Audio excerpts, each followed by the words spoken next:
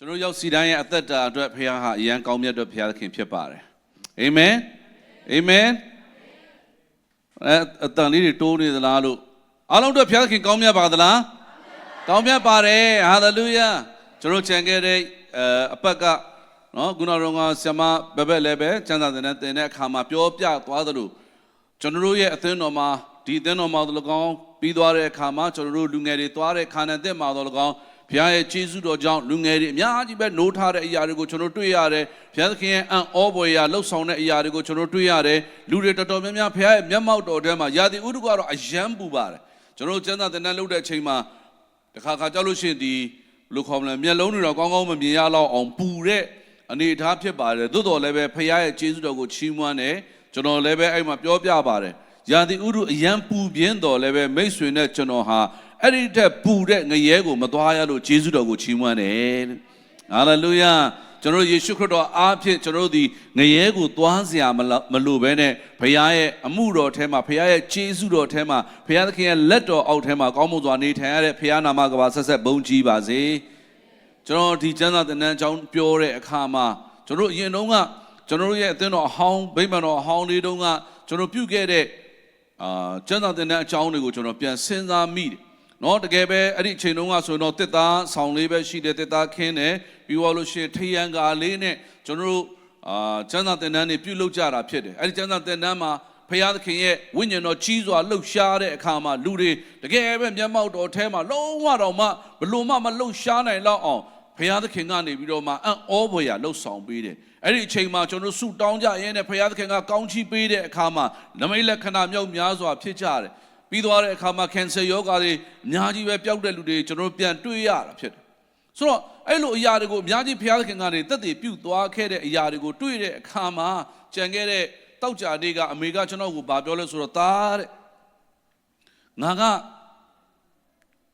ဒီအသင်းတော်မှာလည်းပဲကျမ်းစာသင်တန်းပေးတဲ့အခါမှာအဲ့ဒီအရာကိုမြင်တွေ့ရတယ်မင်းတို့ဟိုမှာလုပ်တဲ့အခါမှာလည်းပဲအဲ့ဒါကိုမြင်တွေ့ရတယ်လို့ပြောကြတာဖြစ်တဲ့အတွက်ကြောင့်သက်သေခံကြတာဖြစ်တဲ့အတွက်ကြောင့်ငါပြန်ပြီးတော့မှဒီအကြောင်းအရာတွေကိုပြန်စဉ်းစားတဲ့အခါမှာငါတို့အသင်းတော်ဟာဒီတိုင်းပဲကျွန်တော်ထိုင်နေဖို့မဟုတ်ဘဲနဲ့အသင်းသူအသင်းသားတွေလူငယ်တွေဟာဒီတိုင်းပဲထိုင်နေဖို့မဟုတ်ဘဲနဲ့ကျွန်တော်တို့ဟိုအရင်တုန်းကဘုရားသခင်ကနေအသုံးပြုခဲ့တဲ့အရာဘုရားသခင်လှုပ်ဆောင်ခဲ့တဲ့အရာတွေကိုပြန်လဲပြီးတော့ပြန်ပြောင်းစဉ်းစားပြီးတော့မှကျွန်တော်တို့ဘုရားသခင်ပြင်ဆင်ပေးခဲ့သောအဲ့ဒီနိုးထမှုကြီးကိုကျွန်တော်တို့ပြန်သွားရအောင်ဆိုမှအမေကကျွန်တော်ပြောခဲ့တာဖြစ်ပါတယ်ဟာလေလုယာနော်ဒီမှာရှိတဲ့မုဂေတီတို့ရဲ့အဖွာအန်တီချိုကိုလည်းအရင်တည်းရပါတယ်အဲ့ဒီချိန်တုန်းကအန်တီချိုဆိုလို့ရှိရင်လည်းကြီးကျယ်ဘုရားသခင်ကနေပြီးတော့မှဆုတောင်းနေကြတဲ့အခါမှာနော်အခြားသောဘာသာစကားတွေဆုတောင်းကြတဲ့အခါမှာတယောက်မှအခြားသောဘာသာစကားမရကြဘူးဘလို့မှမဖြစ်ဘူးဟာခါတဲ့အကုန်လုံးကဘလို့နေမှမသိဘဲနဲ့အခြေအနေဖြစ်နေတဲ့အခါမှာအန်တီချိုကဘာပြောလဲဆိုတော့ဆရာမကြီးဘုရားသခင်ကကျမကိုဖော်ပြတယ်အဲ့ဒီဆုတောင်းနေတဲ့လူတွေအပေါ်မှာရေဖြန်းမာလို့ဘုရားသခင်ကဖော်ပြတယ်ဘလို့မှတစ်ခါမှလည်းမကြားဘူးမဖြစ်နိုင်ဘူးထင်တယ်လို့စဉ်းစားခဲ့တာဗျဒါပေမဲ့ तू ကအခောက်ခါအဲ့ဒီစကားကိုပြောနေတဲ့ခါကျတော့နောက်ဆုံးကျတော့ဘာဖြစ်လုံကြည့်ရအောင်လေဆိုမှတခါတည်းနော်ရေခွက်တစ်ခွက်လေးယူပြီးတော့မှဘာမှမဟုတ်ဘဲနဲ့အตาလေးဖြန်းချလိုက်တဲ့အခါမှာအဲ့ဒီလူငယ်ထုကြီးတစ်ထုလုံးပေါ်မှာဖယားသခင်ကအံ့ဩဖွယ်ရာနမိတ်လက္ခဏာပြုလာတာဖြစ်တယ်ခြားသောဘာသာစကားနဲ့အကြီးကျယ်ဆုတောင်းကြပြီးတော့မှအဲ့ဒီနေ့ကိုတတိယတဲ့လူတွေရှိမယ်ဆိုလို့ရှိရင်တော့အဲ့ဒီနေ့ရဲ့နိုးထမှုကိုကျွန်တော်တို့ပြန်လည်ပြီးစဉ်းစားမယ်ဆိုရင်ဘလို့မှစဉ်းစားလို့တော့မှမကုန်နိုင်တော့အောင်ဖြစ်တယ်အကြီးကျယ်လူတွေဆုတောင်းကြတယ်တခါတဲ့အစားနေ့လေသာစားမဲ့အချိန်လဲကျွန်တော်တို့တတိမရတော့ဘူးဆုတောင်းကြတယ်ညနေအထိမနားနိုင်တော့အောင်အကြီးကျယ်ဆုတောင်းပြီးတော့ဖယားသခင်ရဲ့အံ့ဩဖွယ်ရာနိုးထမှုကိုကျွန်တော်တို့အသင်းတော်ခံစားခဲ့ရတာဖြစ်ပါတယ်ဒီနေ့ကျွန်တော်တို့လူငယ်များလူကြီးများအားလုံးဖယားသခင်ကကျွန်တော်တို့ရောက်စီတိုင်းကိုထိုနေရာကိုကျွန်တော်တို့ပြန်သွားဖို့အတွက်ဖယားသခင်ကနိုးစော်နေပြီဖြစ်တယ်ဟာလေလုယာတာ၍ကြီးစွာသောဝိညာဉ်ထဲမှာကြီးစွာသောနိုးထမှုများနဲ့တကွနောက်ဆုံးသောကာလမှာနော်ကျွန်တော်အံ့ဩဖွယ်ရာရိတ်သိမ်းပွဲကြီးကိုကျွန်တော်အကောင်းဆုံးရိတ်သိမ်းနိုင်တော်သူများဖြစ်ဖို့အတွက်ဖျားရှင်ထူပဲကောင်းကြီးပေးပါစေကျွန်တော်ဒီနေ့နှုတ်ကပတ်တော်ကကပ္ပဦးကျမ်းခန်းကြီး28အခန်းငယ်10ကနေ29တစ်ချိန်ဖတ်မယ်ပြီးသွားတဲ့အခါမှာအခန်းငယ်18ကနေ22ဖြစ်ပါတယ်နောက်ဆုံးကျမ်းပိုက်ကတော့ကျွန်တော်တို့ကပ္ပဦးကျမ်းခန်းကြီး35အခန်းငယ်1ရယ်3ရယ်6ရယ်9ရယ်ဖြစ်ပါတယ် ဆိုတော့ဒီနေ့ဒီနောက်ကပတ်တော်ကိုကျွန်တော်မဖတ်တော့ဘဲနဲ့ဒီအကြောင်းအရာလေးကိုကျွန်တော်ပြောပြပါမယ်ယာကုပ်ကသူ့ရဲ့အဖေကနေပြီးတော့မှသူ့ကိုနော်ကောင်းချီးပေးလိုက်တယ်အားလုံးလည်းသိပြီးသားအတိုင်းပဲအေတော်ရဲ့ကောင်းချီးမင်္ဂလာတွေအားလုံးကိုယာကုပ်ကနေပြီးတော့မှအကြီးအကျယ်ယူပြီးတော့မှနော်သူ့ရဲ့အကိုကိုကြောက်တဲ့အတွက်ကြောင့်သူ့ဦးလေးရှိကိုထွက်ပြေးရတဲ့အချိန်ဖြစ်တယ်ယာကုပ်ကကောင်းကြီးမင်္ဂလာတွေကိုသူကနေသူ့အဖေရှိကနေယူလိုက်တဲ့အခါမှာသူ့အဖေကနှုတ်နဲ့သူ့ကိုကောင်းကြီးပေးသွားတယ်မင်းကဘယ်လိုဖြစ်ရမယ်အကြီးအကျယ်ကောင်းကြီးပေးသွားပြီးတော့မှအဲ့ဒီကောင်းကြီးမင်္ဂလာစကားကိုသူလက်ခံရရှိပေးတာနဲ့ချက်ချင်းကောင်းကြီးမင်္ဂလာခံစားရသလားဆိုတော့မခံစားရဘူးသူဘာလို့ လဲထွက်ပြေးရတယ်ဒါဝိဒ်ရဲ့အသက်တာကိုကျွန်တော်ပြန်ကြည့်တဲ့အခါမှာဒါဝိဒ်ကိုရှမွေလကနေပြီးတော့လာပြီးတော့မှကောင်းကြီးပေးတဲ့အခါမှာမင်းဟာဣသရေလလူမျိုးတွေကိုဥဆောင်တဲ့ရှင်ဘုရင်ဖြစ်ရမယ်လို့ရှမွေလကကောင်းကြီးပေးသွားပေမဲ့ဒါဝိဒ်ကအဲ့ဒီကောင်းကြီးမင်္ဂလာကိုခံစားပြီးနောက်ပိုင်းမှာတောကိုထွက်ပြေးရတဲ့အချိန်ဖြစ်တယ်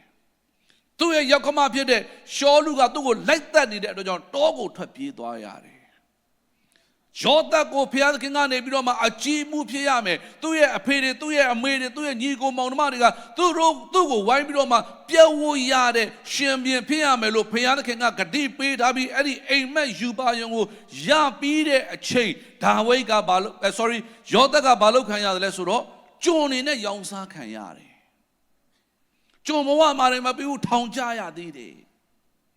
ဒါပေမဲ့ဖခင်သခင်ကသူ့ရဲ့ဂတိတော်ကိုဘယ်တော့မှမမေ့တဲ့ဖခင်သခင်ဖြစ်တယ်ဟာလေလုယာထိုဖခင်သခင်ဒီမိတ်ဆွေရဲ့အသက်တာမှာဂတိပေးထားရင်မိတ်ဆွေဘယ်လိုအခြေအနေမျိုးပဲရောက်ဘယ်လိုအရာကိုပဲကြုံရအဲ့ဒီကြုံရတဲ့အခက်အခဲတိုင်းမှာဖခင်သခင်အတူပါရှိနေဖို့ပဲအရေးကြီးတယ်ဟာလေလုယာကျွန်တော်ရဲ့အသင်းတော်ကြီးကတကယ်ပဲကြီးကျယ်ဆုတောင်းကြတယ်ကျွန်တော်ဆုတောင်းဖွဲ့တွေဆုတောင်းကြတယ်တကယ်ပဲအသင်းတော်အတွက်ကျွန်တော်ဆုတောင်းကြတဲ့အခါမှာဘုရားခင်ကယူပါယုံပေးတယ်ယူပါယုံပေးပြီးနောက်ဆုံးမှာနှစ်ပေါင်းများစွာထားလာခဲ့တဲ့အဲ့ဒီယူပါယုံပေါ်မှာဗိမာန်တော်စပြီးတိဆောက်တဲ့အချိန်ဘာဖြစ်လဲကိုဗစ်ဖြစ်သွားတယ်ဗိမာန်တော်ဆောက်တာ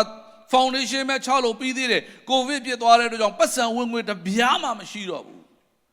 ဒါပေမဲ့ဖခင်သခင်ကသူ့အလုပ်ကိုသူလုပ်တော်မူသောဖခင်သခင်ဖြစ်တယ်ဟာလေလုယာဒီနေ့ကျွန်တော်တို့ဗိမာန်တော်အသက်မှာဖခင်သခင်ကဝတ်ပြုကိုးကွယ်ရတဲ့ခွင့်ကိုဖခင်သခင်ပြင်ဆင်ပေးတယ်ဆိုယာကုပ်ကသူ့ရဲ့အဖေသူ့ရဲ့အမေသူအရမ်းမဲ့ချစ်တဲ့မိသားစုကိုထားခဲ့ပြီးတော့မှသူ့ဦးလေးရှိကိုထွက်ပြေးရတဲ့အချိန်မှာသူအေးစစ်စစ်နဲ့ပျော်ပျော်ရွှင်ရွှင်နဲ့ရွှေတုပ်ပိုက်ပြီးတော့မှထွက်သွားရတာမဟုတ်ပါဘူးယာကုပ်ဒီဗေရရှေဘအရမ်းထွက်၍ခါရန်ပြည်သို့သွားစဉ်တွင်တစုံတစ်ခုသောအရက်သို့ရောက်၍မိုးချုပ်သောကြောင့်ညကိုလွန်စေမည်အကြံရှိသည်နှင့်ထိုအရက်၌ကြောက်ကိုယူ၍ခေါင်းအုံဖို့ထားပြီးလျင်အိတ်လေ၏ဖခင်သခင်ကသူ့ကို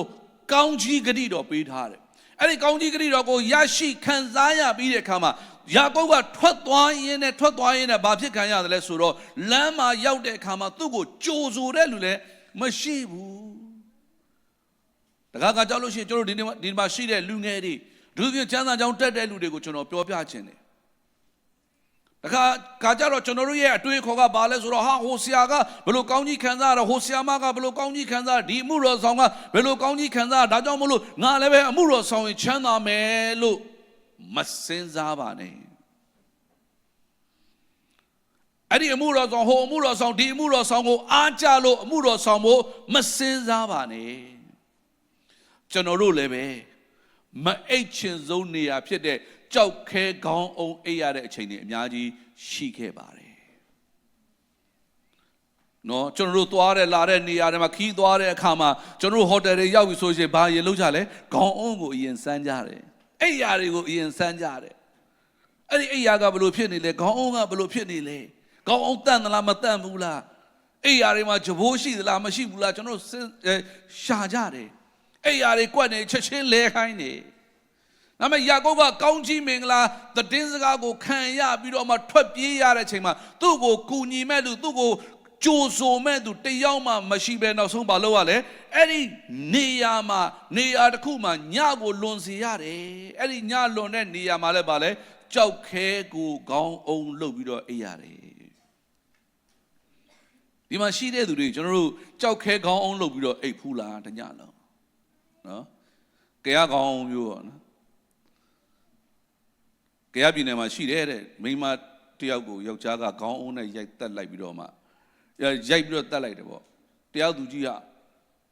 တရားခွင်ရောက်တဲ့ခါမှာမင်းဘာလုပ်တာလဲမင်းမစိတ်ဆိုးလို့ကျွန်တော်ခေါင်းအုံးနဲ့ရိုက်တတ်လိုက်တာဟာခေါင်းအုံးနဲ့ရိုက်တာသေရောလားဟုတ်တယ်တစ်ခါပဲရိုက်တာသေတယ်ဘယ်လိုခေါင်းအုံးမျိုးလဲ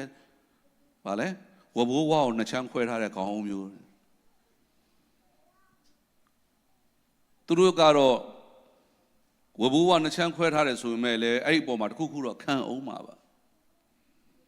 ယာကုပ်လည်းပဲသူ့ရဲ့ဘဝထဲမှာကောင်းကြီးမင်္ဂလာခံစားရတဲ့အချိန်မှာကောင်းကြီးမင်္ဂလာအတွက်သွားလာတဲ့လမ်းခရီးမှာသူမကြိုက်ဆုံးသောဘာမှသူ့ရဲ့အသက်တာအတွက်ညှဉ်းညောင်းမှုမရှိသောကြောက်ခဲကိုခေါင်းအုံပြီးအိပ်ရတယ်ဒီနေ့ဒီမှာရှိတဲ့ယုံကြည်သူတွေအားလုံးလည်းကျွန်တော်ပြောပြချင်ပါတယ်ကျွန်တော်တို့ရဲ့အသက်တာမှာကြောက်ခဲခေါင်းအုံအိပ်ရတဲ့အချိန်ကြရင်လည်းယေရှုတော်ကိုချီးမွမ်းပြီးအိပ်ပါဟာလေလုယာဖခင်သခင်ကအကောင်းဆုံးနေရာကိုပြန်လည်ပို့ဆောင်ပေးပါမယ်ဆိုတာကိုယုံကြည်လျက်အိပ်ပါဆိုတော့သူကအဲ့ဒီနေရာကိုရောက်သွားတဲ့အခါမှာကြောက်ခဲကိုခေါင်းအုံးလုပ်ပြီးတော့မှအဲ့ရင်းနဲ့သူ့ရဲ့ယူပါယုံထဲမှာဖခင်သခင်ကနေပြီးတော့ဖော်ပြလာတဲ့အရာကဘာလဲဆိုတော့ကောင်းကင်နဲ့မြေကြီးကိုဆက်ထားတဲ့လှေကားထောင်ပြီးတော့မှရှိတယ်အဲ့ဒီနေရာမှာကောင်းကင်တမန်တွေကအဲ့ဒီလှေကားပေါ်ကိုဆင်းလိုက်တက်လိုက်ဆင်းလိုက်တက်လိုက်နဲ့နေနေတဲ့အရာကိုယာကုပ်ကသူ့ရဲ့ယူပါယုံထဲမှာမြင်ရတယ်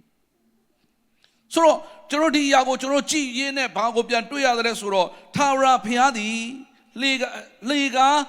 အထက်၌ရက်တော်မူလျက်ငါသည်သင်၏ဘအာဗြဟံ၏ဘုရားဣဇက်၏ဘုရားတည်းဟူသောထာဝရဘုရားဖြစ်၏သင်အိတ်တော်မြေကိုသင်နှင့်သင်၏အမျိုးအနွယ်ကိုငါပေးမည်သင်၏အမျိုးအနွယ်သည်မြေမှုန့်ကဲ့သို့များပြားလိမ့်မည်ရှေ့အနောက်တောင်မြောက်လေးမျက်နှာအရက်သို့နှံ့ပြားလိမ့်မည်သင်နှင့်သင်၏အမျိုးအနွယ်အားဖြင့်လူမျိုးပေါင်းတို့သည်ကောင်းကြီးခံစားကြလိမ့်မည်ငါသည်သင်ဘက်မှာရှိ၏သင်သွားလေရာ၌ငါဆောင်မမည်ဟာလေလုယာ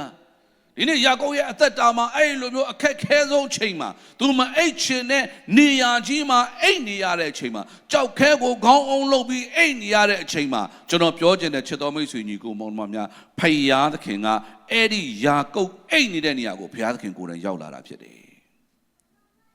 ဒီမိတ်ဆွေရဲ့အသက်တာထဲမှာအမျိုးမျိုးသောခက်ခဲတွေဆင်းရဲခြင်းတွေဒုက္ခတွေမကြုံကျင်တဲ့အရာတွေကိုကြုံရရင်လည်းကျွန်တော်ပြောချင်တယ်ဖခင်သခင်ကအဲ့ဒီဒုက္ခကြားထဲမှာလည်းမိတ်ဆွေနဲ့အတူရှိတော်မူသောဖခင်သခင်ဖြစ်တယ်ဟာလေလုယာဒီနေ့ကျွန်တော်ဒီကျမ်းစာကိုဖတ်တဲ့အခါမှာကျွန်တော်အကြိုက်ဆုံးကပါလဲဆိုတော့မင်းတို့ဒီနေရာကိုခေါ်လာခဲ့မယ်ဒီနေရာကိုမင်းကိုပေးမယ်မင်းရဲ့ဆွေမျိုးညီကိုမောင်နှမတွေတိုးပွားစေမယ်အဲ့ဒီမင်းရဲ့သားစဉ်မြေးဆက်တွေကိုဒီနေရာမှာငါခေါ်လာအောင်မယ်ဒီနေရာကိုအပိုင်ပေးမယ်လို့ပြောတဲ့အရာတွေထက်ဖခင်သခင်ပြောတဲ့စကားတစ်ခုကိုကျွန်တော်အယံသဘောချတာကဘာလဲဆိုတော့ငါသည်သင်ဘက်မှာရှိ၏သင်သွားလေရာ၌ငါဆောင်မမည်ဟာလေလုယာဒီနေ့ကျွန်တော်ရောက်စီတိုင်းရဲ့အသက်တာထဲမှာကျွန်တော်တွေ့နေရတဲ့အရာတွေကြုံနေရတဲ့အရာတွေအခက်အခဲတွေရှိမယ်အနှိမ့်မြင့်တွေရှိမယ်အတက်ကြတွေရှိမယ်ဘယ်လိုအရာတွေပဲကြုံရအရေးကြီးဆုံးကပါလဲကျွန်တော်ကြုံရတဲ့အရာတိုင်းမှာကျွန်တော်သွားရတဲ့နေရာတိုင်းမှာဖခင်သခင်အတူပါရှိနေဖို့တို့အရေးကြီးတယ်ဟာလေလုယာအခက်အခဲဆုံးနေရာကိုသွားရပါစေဖခင်သခင်ရှိနေအဲ့ဒီအခက်အခဲဆုံးနေရာဟာမိတ်ဆွေရဲ့အသက်တာအတွက်အလှပဆုံးနေရာဖြစ်လာလိမ့်မယ်ခရောင်းတော်လမ်းကိုရှောက်ရပါစေဖခင်သခင်နဲ့အတူရှောက်သွားတယ်ဆိုရင်မိတ်ဆွေအဲ့ဒီခရောင်းတော်လမ်းဟာပန်းခင်းတော်လမ်းဖြစ်လာလိမ့်မယ်ဟာလေလုယာမိတ်ဆွေရဲ့အသက်တာထဲမှာဖခင်အတူပါရှိနေဖို့အထူးပဲအရေးကြီးတယ်ဆိုတော့ဖခင်သခင်ကအဲ့ဒီမာကျောတဲ့ကြောက်ခဲတုံးကြီးထဲမှာအိတ်နေရတဲ့အဲ့ဒီယာကုပ်နဲ့အတူဖခင်သခင်ကအတူပါရှိတယ်ဆိုတော့အဲ့ဒီနေရာဟာဘယ်နေရာလဲလို့ကျွန်တော်ပြန်ကြည့်တဲ့အခါမှာကမ္ဘာဦးကျမ်းခန်းကြီး28ခန်းငယ်18ကနေ20အထဲမှာကျွန်တော်တို့ပြန်ကြည့်တဲ့အခါမှာအဲ့ဒီနေရာဟာသူ့ရဲ့အရင်တုန်းကနာမည်ကဥလန်လူဇာလို့ခေါ်တယ်အင်္ဂလိပ်ကျမ်းစာထဲမှာတော့ lose လို့ရေးထားတယ်ကျွန်တော်အဲ့ဒီအဓိပ္ပာယ်ကိုကျွန်တော်ပြန်ပြီးတော့မှရှာကြည့်တဲ့အခါမှာ lose ဆိုတဲ့အဓိပ္ပာယ်ဟာဘာလဲဆိုလို့ရှိရင်အလင်းတဲ့ဒီနေ့ယာကုပ်ရောက်သွားတဲ့နေရာမှာလူတွေကမသိဘဲနဲ့ လူတွေကဟိုးရင်ကတည်းကတော့နာမည်ပေးထားတဲ့နေရာယာကုပ်လည်းအဲ့ဒီနေရာဟာဘယ်လိုနေရာလဲတော့ तू သိချင်မှသိလိမ့်မယ်ဒါပေမဲ့အဲ့ဒီနေရာကိုရောက်သွားတဲ့အခါမှာ तू သိလိုက်ရတဲ့အရာကပါလေဖယားတဲ့စကားပြောရတဲ့အဲ့ဒီထိုနေရာရဲ့နာမည်ဒီအလင်းဖြစ်တယ်ဒီနေ့ကျွန်တော်တို့ယုံကြည်သူတွေရောက်စီတိုင်း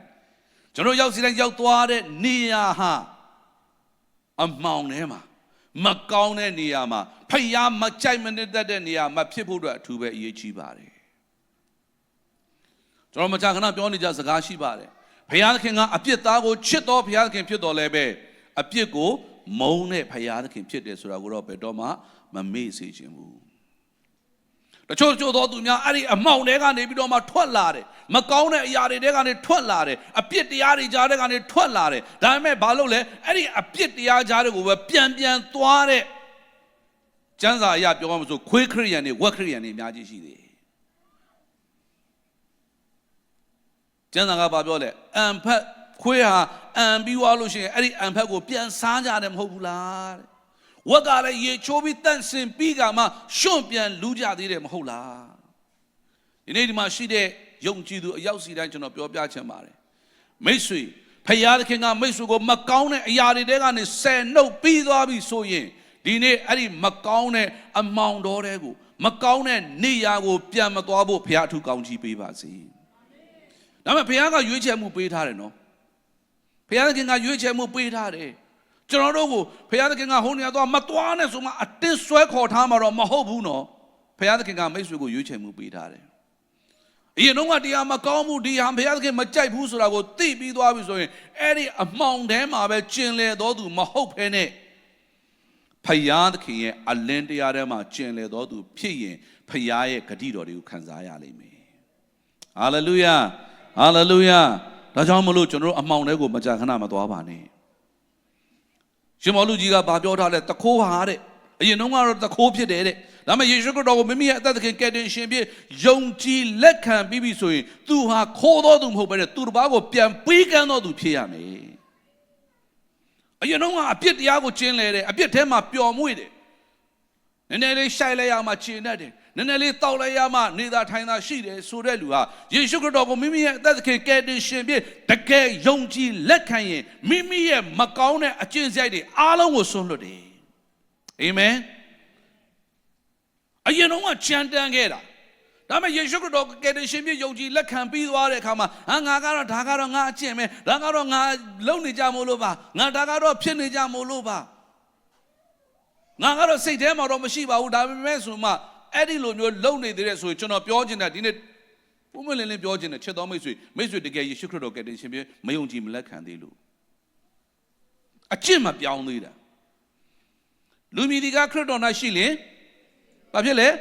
အသက်ပြုပြင်သောတဏှာဖြစ်တယ်တဲ့ဟောင်းသောအရာတို့သည်ပြောင်းလဲ၍ခတ်သိမ်းသောအရာတို့သည်အသက်ဖြစ်ကြ၏ဒါကြောင့်မလို့မိတ်ဆွေဟာအမောင်ထဲမှာပဲဆက်ရှိနေသေးရင်ဒီနေ့အလင်းထဲကိုရောက်လာဖို့ဘုရားထူးကောင်းကြီးပေးပါစေအာမင်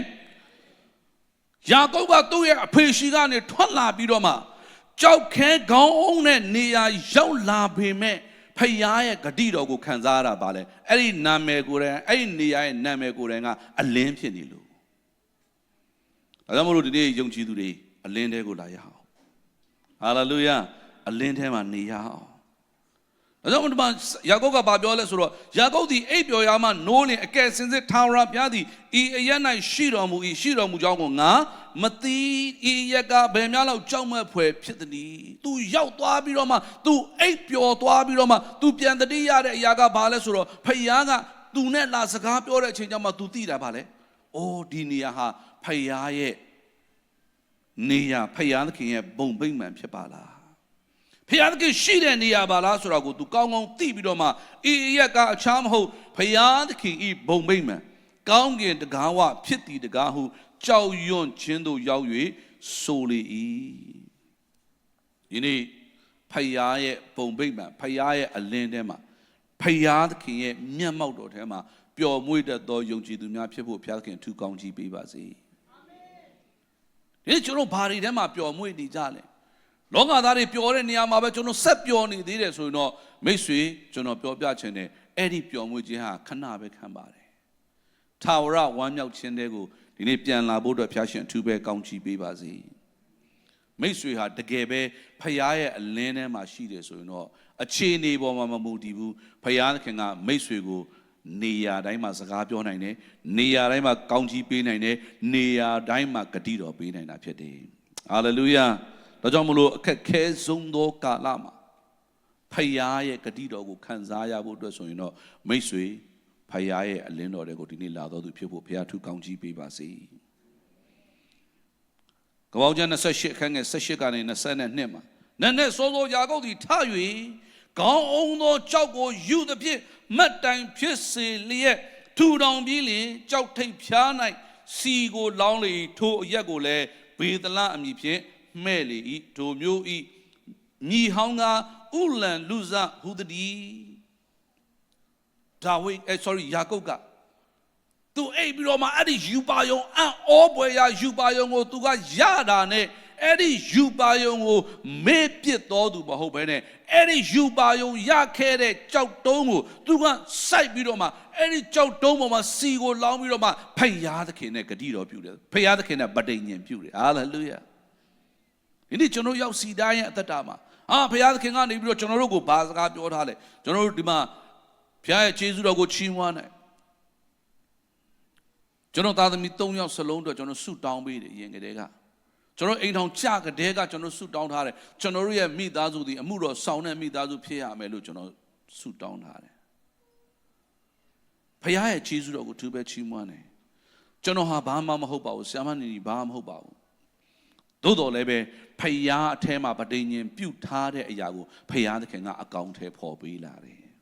ဟာလေလုယာပထမဦးဆုံးလုံးဝဖခင်တရားစိတ်မဝင်စားဘူးဆိုတော့ကျွန်တော်သားပြောင်းလဲလာတယ်ဖခင်ကတစ်ချက်တည်းခလုံးနှိပ်လိုက်တဲ့အချိန်မှာသူပြောင်းလဲလာတာနဲ့နောက်နေ့ကျမ်းစာကြောင်းရောက်ဖို့အတွက်ဖြစ်လာတယ်ကျမ်းစာကြောင်းသွားဖို့ဆုံးဖြတ်ချက်ချတယ်ကျွန်တော်တို့ကလည်းပဲတကယ်ပဲဆုတောင်းကြလင်များများဆုံးဆုတောင်းပေးကြပြီသူ့ပေါ်မှာလည်းဆုတောင်းသူကလည်းဆုတောင်းတယ်ဖခင်ကအံ့ဩဖွယ်ရာသူ့ကိုနောက်နေ့မနက်မှာသူ့ကိုလက်ခံတဲ့ကျမ်းစာကြောင်းပေါ်လာတယ်အဲ့ဒီကျမ်းစာကြောင်းမှာသူ့အသက်တာလုံးလုံးပြောင်းလဲသွားတယ်တသက်လုံးအမှုတော်မဆောင်ဘူးတသက်လုံးအမှုတော်မဆောင်ဘူးအမှုတော်ဆောင်မိသားစုမဖြစ်ချင်ဘူးလို့ပြောတယ်ကျွန်တော်သမီးကြီးကိုယ်တိုင်ဘင်းလင်း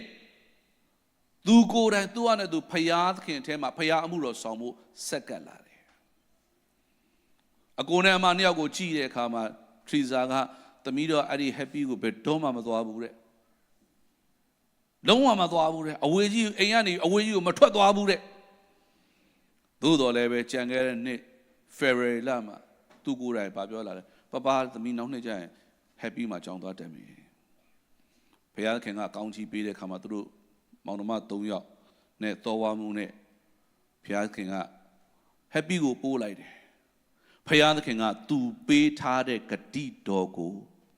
အခြေအနေတိုင်းမှာအတည်ပြုပြီးတော့ဘုရားခင်ဖြစ်တယ်ဟာလေလုယာတို့ဘုရားကိုလက်ခုပ်တီးမှာချီးမွမ်းကြရအောင်ဟာလေလုယာမိတ်ဆွေရဲ့အသက်တာထဲမှာလည်းဘုရားခင်ကဂတိပြုပြီးသွားပြီဆိုရင်အဲ့ဒီပြုသောဂတိတော်ကိုကျွန်တော်တို့ကမေ့ရင်တော့မှဘုရားပဲတော်မှမမေ့ဘူး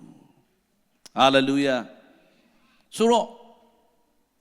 ယာကုပ်ကအဲ့ဒီနေရာကိုဘေသလလို့နာမည်ပေးလိုက်တယ်ဘေသလဆိုတာကဘာလဲဆိုတော့ဘုရားသခင်ရဲ့အိမ်တော်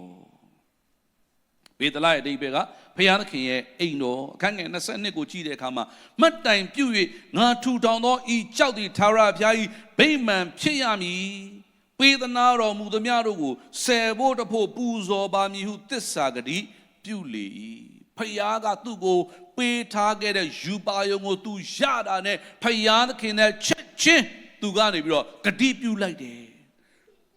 ကြောက်ကိုထောင်ပြီးတာနဲ့မလုပ်လိုက်လေသူချက်ချင်းမဲ့ဘုရားသခင်နဲ့ပဋိညာဉ်ပြုတယ်ကိုတော်ကျွန်တော်ကိုပေးထားတဲ့ဒီနေရာကိုကျွန်တော်ပြန်လာရတဲ့အချိန်မှာကျွန်တော်ဗိမာန်တည်မယ်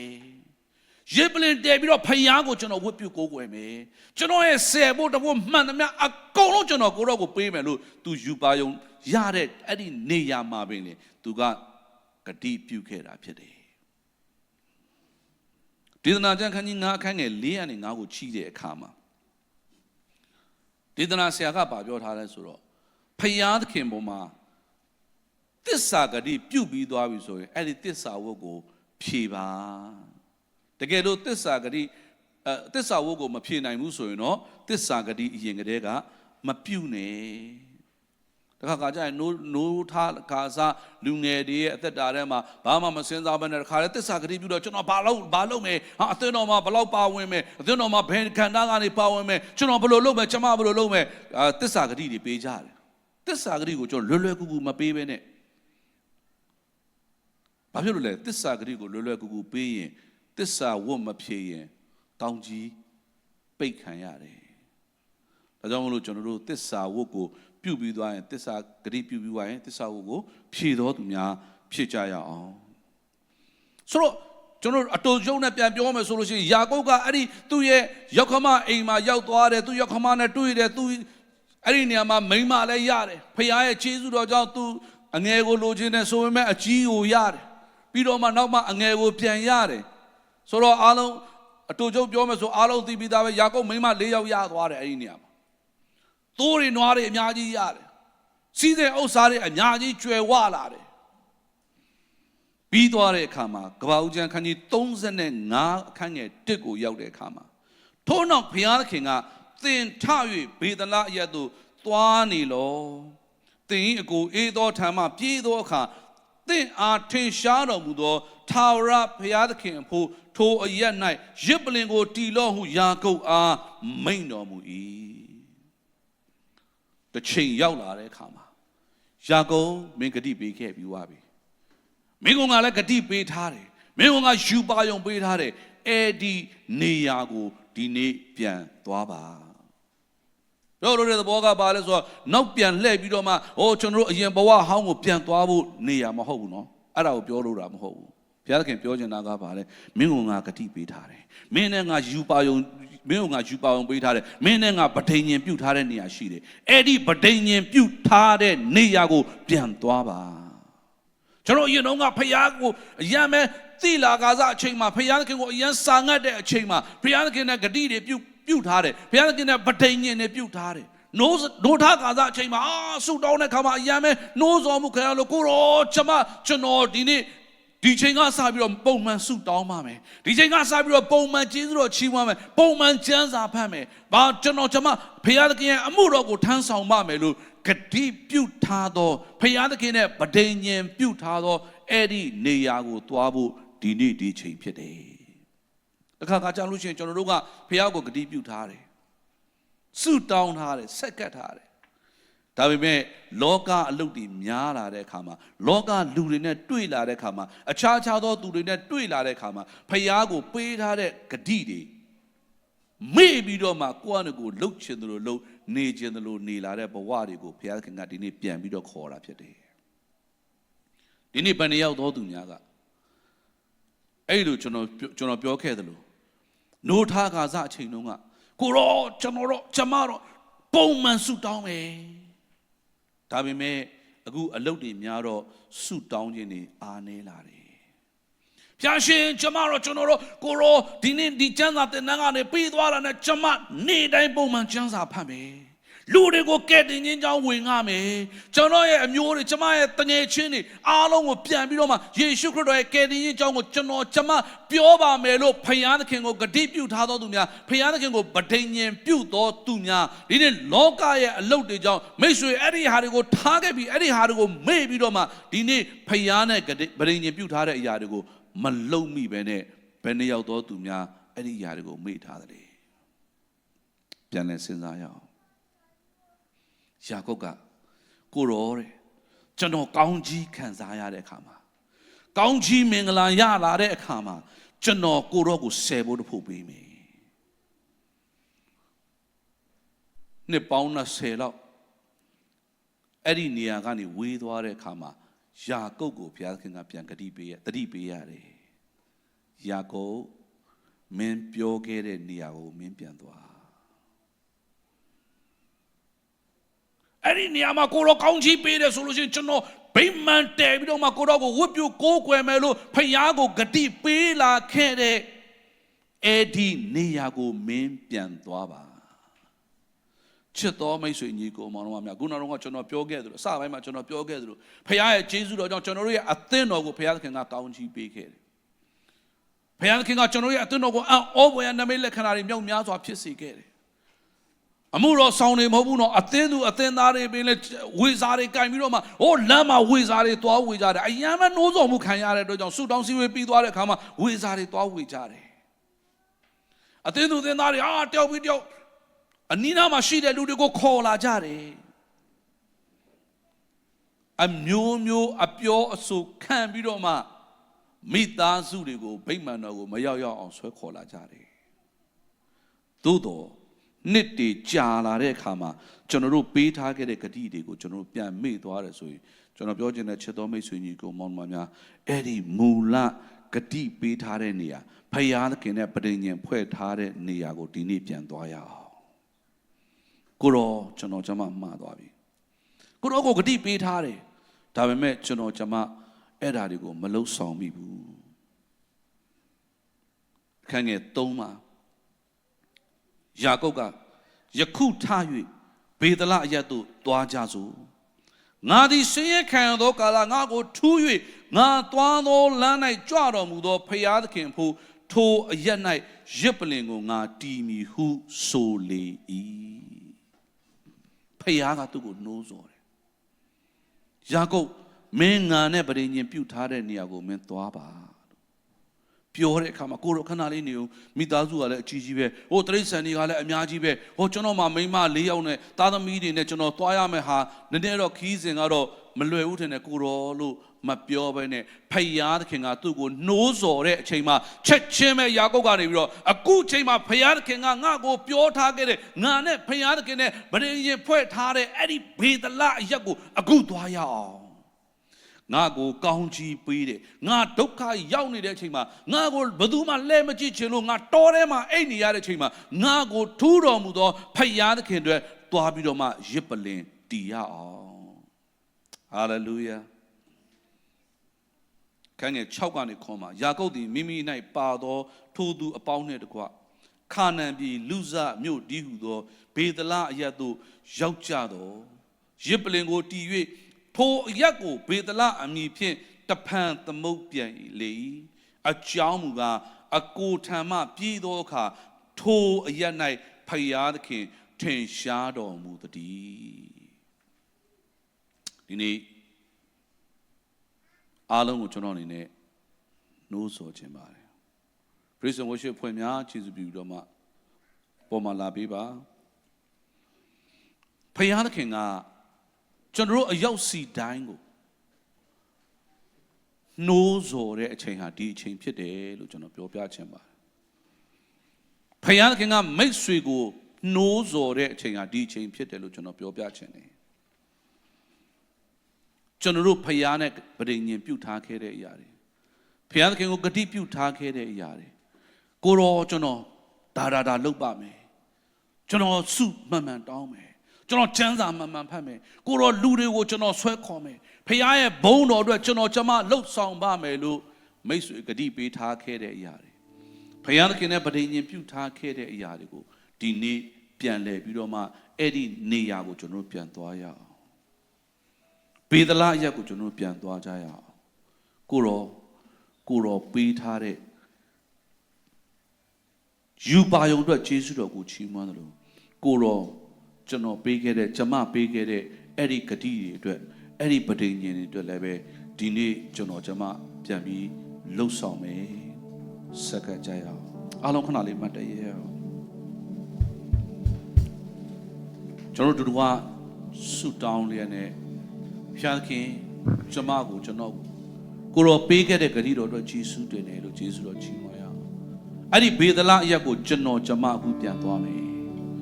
အရင်တော့ကိုရောကိုဂတိပြုခဲ့တဲ့အရာတွေအားလုံးကိုဒီနေ့ကျွန်တော်ပြန်လုပ်မယ်ပြန်ပြီးလှုပ်ဆောင်ပါမယ်လို့ဘုရားသခင်နဲ့ကျွန်တော်အပြစ်ကိုဝန်ချတောင်းပန်နေရတယ်